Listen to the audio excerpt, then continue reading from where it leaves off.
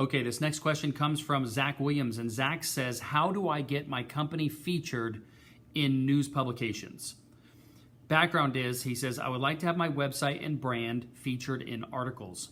I have seen a lot of websites that advertise how they've been featured in Forbes, BuzzFeed, and so forth. Is there a good way to get featured in these kinds of articles? Do you have any advice on this? My business is cellar door plants. We ship a variety of live exotic houseplants to people all around the country. Showing that we are featured in various magazines will help increase our social proof and help legitimize our brand. Awesome. Okay, quite frankly, Zach, I am not a PR specialist. I have zero clue how to get into those articles other than doing what I'm doing, which is hiring a PR company. You can do your own press releases and things like that, but just as though you're an expert at what you do, there are people called publicists and PR specialists that specialize in getting you featured in articles and on TV and on podcasts and things like that. Peter Cazadoi, a mentor here in the group who just did a big PR campaign for the launch of his book, he introduced me to his PR person that I'm actually going to start working with next month.